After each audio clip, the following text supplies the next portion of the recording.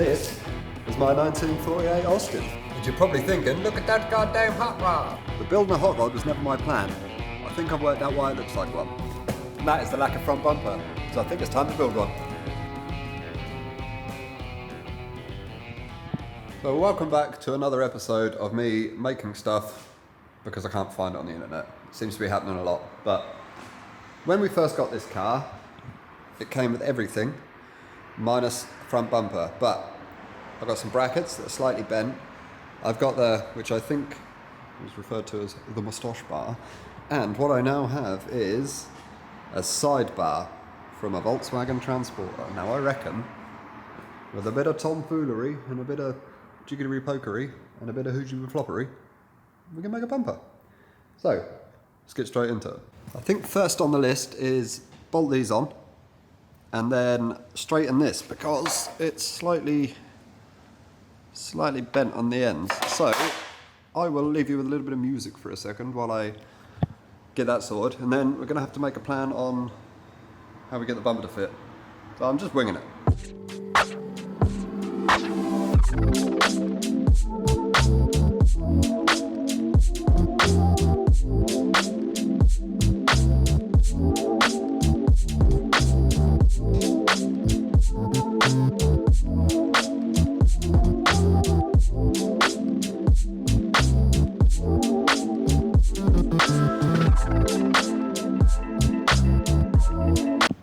Now I'd like to pretend that just went on there, but as you can see, there's a sledgehammer.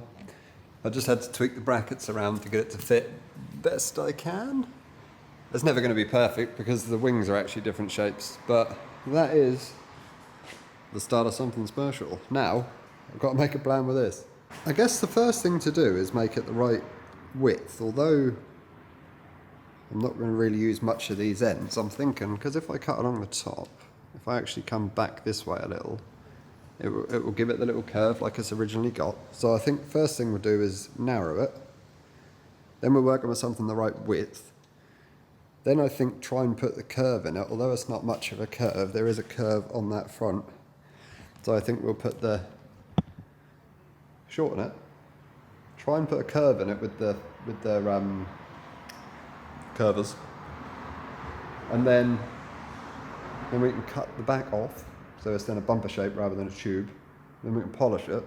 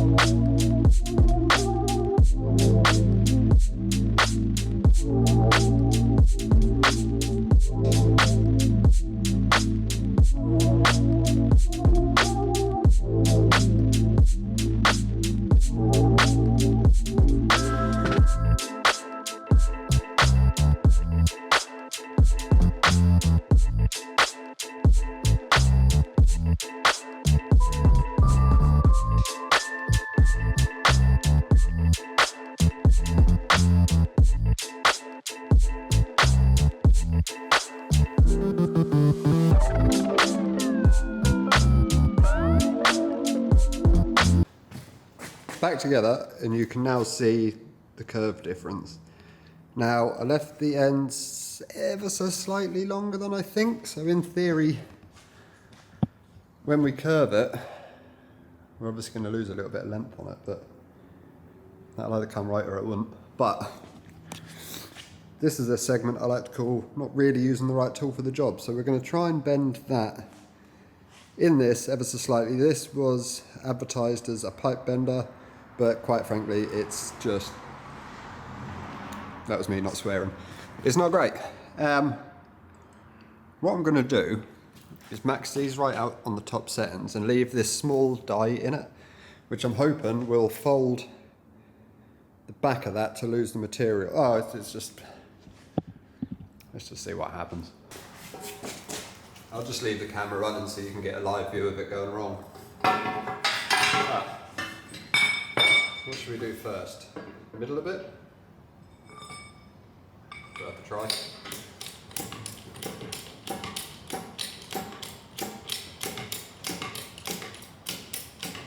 You've got to make sure, if you're ever going to try this, probably not, but make sure it's orientated the right way so you don't fold it the wrong way, because that would ruin your day.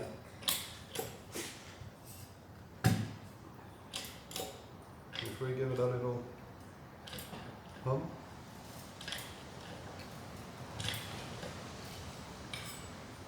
I can't obviously go a lot because it would just fold it out of shape. I might not have even gone at all. Hard to say.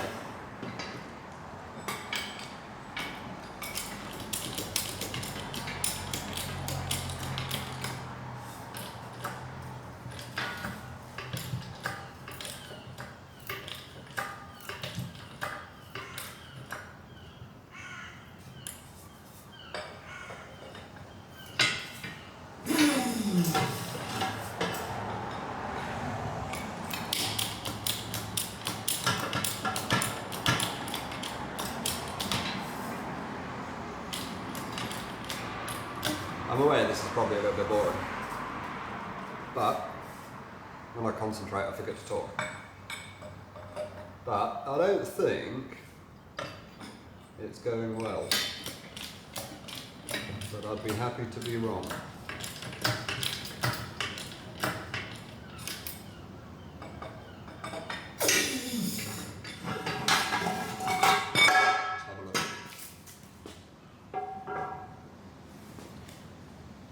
Yes, just as expected. New plan as that, stupid thing. Drawing the curve on the floor. You can just about see it in the chalk. And then you can see the flat of the bumper. Now what I'm going to do, which I was trying to avoid from the start, is cut a load of slits into it and bend it that way. So, I guess I'll do that.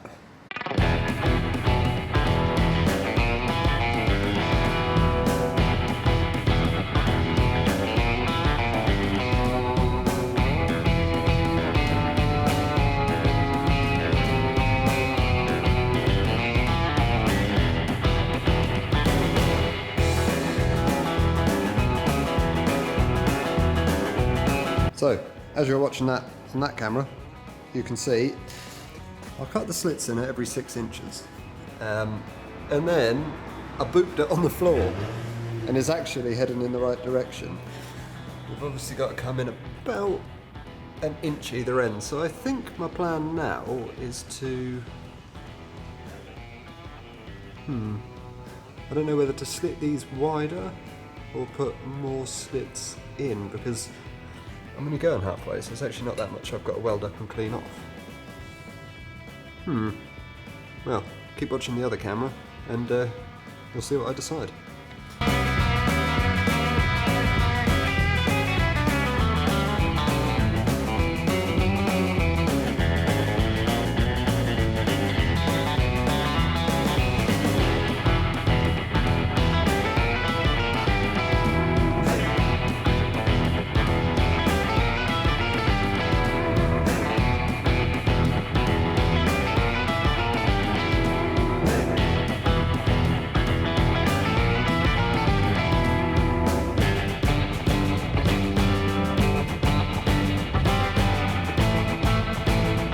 It actually worked. Now I'm not saying I'm surprised, but wow! So now I've just got the horrible job of welding up all these slits, but luckily I've only got to go to, you know, halfway. I'll do this off camera because that would be very boring, I think, for you to all sit and watch. But what I'll do is weld these. I'm not going to weld all the way around. I'm just going to weld past the sort of halfway point on both sides. Then I'll grind them all off. And then, I guess we'll try it on there and actually see what the shape is like. So, enjoy yourselves for a second, because 1 second of your time is probably going to be a good 20-25 minutes of my time. But, we move. So I thought of a couple of ways to mark this. So I tried a set square, tried a few things, and in the end I've just gone for the dodgy run your hand along it holding a pen. So I'm now going to cut it, and hopefully it doesn't look terrible, but if it does, It's no one's fault but my own. But it's chopping time. Well, we're getting somewhere, you know, gang. I've cut it and it doesn't look too bad, maybe a little bit wibbly, but luckily the rest of the car is. Now the ends I've just left rough. I had to cut these brackets out of them. I've just left those rough for a minute. So I think I'm gonna sand all the powder coat off now and sort of DA it to some sort of shiny-ish finish. Then try it on the car. I think I'll make little spacers to go on here.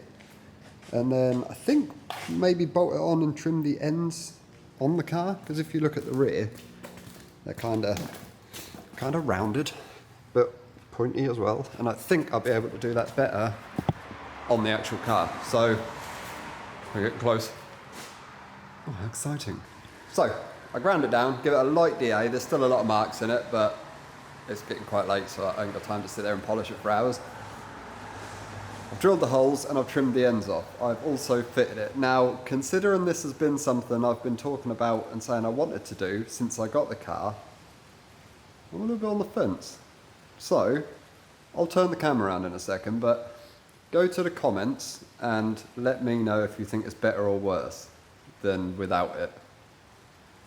I always wanted this car to look not like a hot rod, but like an old 75-year-old car that had been lowered obscenely, which is why I always wanted the bumper on, but I'm a little bit. But I'll stop talking and I'll turn you round and let me know in the comments what you think. I mean, it doesn't help that it's, you know, kind of shiny, kind of not, kind of whatever. But I mean, it almost looks higher from the front, but I mean, it's not high, so it doesn't really matter. I've trimmed the ends down. Just made a nice sort of end on them, a couple of bolts. It needs 2 more bolts in it, but I don't know. I'm a little unsure. But it's now 5. So I'm probably not going to get home till 6. So if I stand a chance of getting this up tonight, being Sunday, I got to edit the whole thing in about half an hour on a laptop, which I'll have to borrow because mine's obviously broken. So you might be, if you're seeing this Sunday, give us a subscribe as a well done. If you're seeing this Monday, you don't have to, but I'll still take it. But as always, thanks for watching. It's a little bit of a different video, just a quick one. The Land Rover big video is coming next weekend. So hopefully that will all be completely finished and we can do a proper, I mean, I've done a week's worth of filming already, so it's going to be 2 weeks worth of filming. So hopefully we can make a pretty good video. So make sure you tune into that one. And there's also something else lurking, which I'm sure Chris will explain in a future video. But from me, thanks for watching, and goodbye.